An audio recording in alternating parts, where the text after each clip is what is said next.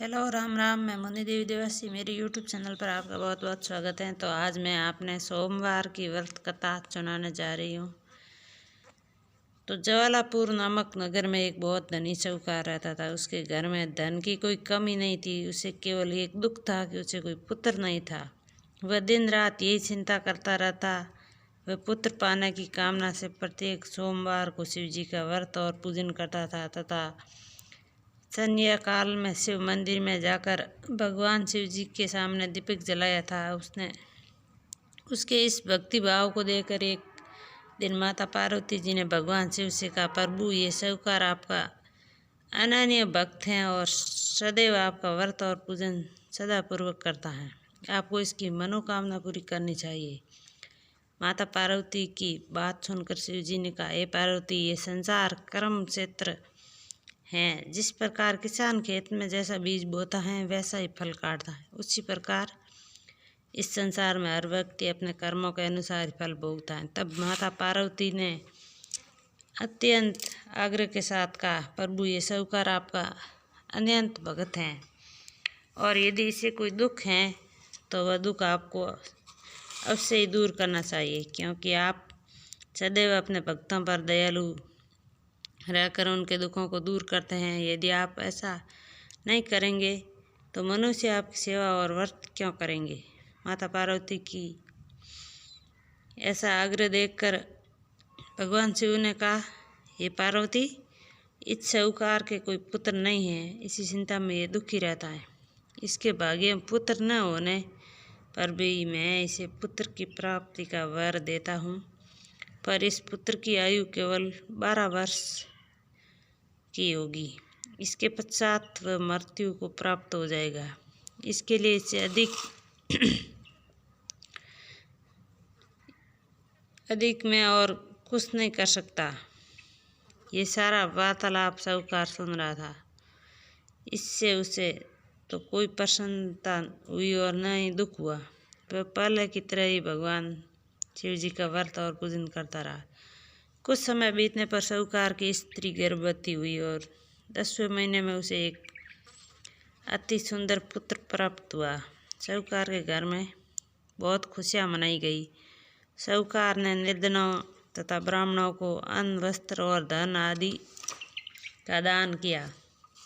उसने किसी को पुत्र की आयु का भेद नहीं बताया। जब वह बालक 11 वर्ष का हो गया तो उस बालक की माता ने साहूकार से बालक के विवाह आदि के लिए आग्रह किया, लेकिन साहूकार ने कहा कि अभी मैं इसका विवाह नहीं करूँगा, इसे पढ़ने के लिए काशी जी भेजूँगा। फिर साहूकार ने अपने साले अर्थात बालक के मामा को बुलाकर और उससे बहुत सा धन देकर कहा, तुम इस बालक को पढ़ने के लिए काशी जी ले जाओ और रास्ते में जिस स्थान पर भी रुको वहाँ यज्ञ तथा ब्राह्मणों को भोजन कराने के बाद आगे जाना। वे दोनों मामा भांजे यज्ञ कराते और ब्राह्मणों को भोजन कराते हुए जा रहे थे। रास्ते में प्रतापनगर नामक शहर पड़ा। उस शहर के राजा की पुत्री का विवाह था, इसलिए शहर को अच्छी तरह सजाया गया था। उसने दूसरे राजा का लड़का जो राजकुमारी से विवाह के लिए बारात लेकर आया था, वह एक आंख से काना था। उसका पिता इस बात से बहुत चिंतित था कि कहीं वर को देखकर कन्या के माता पिता विवाह से इनकार न कर दें। इसलिए साहूकार के अति सुंदर बेटे को देखकर उसके मन में विचार किया कि क्या ना दरवाजे के समय इस लड़के को वर बनाकर ले जाया जाए। ऐसा विचार करने के वर के पिता ने उस लड़के को उसके मामा से बात की तो वे दोनों तैयार हो गए। फिर उस लड़के को दूल्हे के कपड़े पहनाकर तथा घोड़ी पर चढ़ाकर दरवाजे पर ले गया और सारा कार्य प्रसन्न से पूरा हो गया। फिर वह वर के पिता ने सोचा कि विवाह कार्य भी इसी लड़के से करा लिया जाए।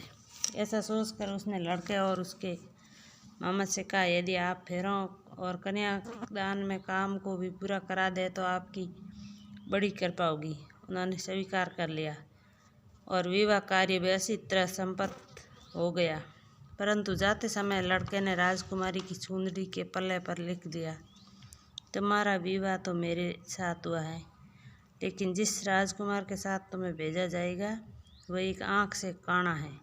मैं काशी जी पढ़ने जा रहा हूँ। लड़के के जाने के बाद उस राजकुमारी ने जब चूंदड़ी पर ऐसा लिखा हुआ पाया तो उसने राजकुमार साथ जाने से इनकार कर दिया और कहा कि ये मेरा पति नहीं है, मेरा विवाह इसके साथ नहीं हुआ है, मेरा पति तो काशी जी पढ़ने गया है। राजकुमारी के माता पिता ने अपनी पुत्री को विदा नहीं किया और बारात खाली हाथ लौट गई। उधर साहूकार का लड़का और उसका मामा काशी जी पहुंच गए। वहाँ जाकर उन्होंने यज्ञ करना और लड़के से पढ़ना शुरू कर दिया। जब लड़के की आयु 12 वर्ष की हो गई तो उसकी मृत्यु का दिन समीप आ गया। लड़के के मामा को इस बारे में कुछ पता नहीं था। उस दिन उन्होंने यज्ञ का आयोजन किया हुआ था कि लड़के ने अपने मामा से कहा, मामा जी आज मेरी तबीयत कुछ ठीक नहीं है। मामा ने कहा अंदर जाकर लेट जाओ। लड़का अंदर जाकर लेट गया और थोड़ी ही देर में उसके प्राण निकल गए। यज्ञ के बीच में जब उसके मामा ने आकर देखा कि वह मृत अवस्था में पड़ा है तो उसे बहुत दुख हुआ। उसने यज्ञ का कार्य अधूरा रह जाने के डर से किसी से कुछ नहीं कहा और संयम रखा। फिर यज्ञ का कार्य समाप्त कर ब्राह्मणों के चले जाने के बाद उसने रोना पीटना आरंभ कर दिया। संजोग से उसी समय शिव पार्वती जी उधर से जा रहे थे। जब उन्होंने जोर जोर से रोने की आवाज़ सुनी तो माता पार्वती ने भगवान शंकर से कहा, प्रभु कोई दुखिया रो रहा है, उसके कष्ट को दूर कीजिए। जब शिव पार्वती ने उसके समीप जाकर देखा तो वहाँ एक लड़का मृत पड़ा था।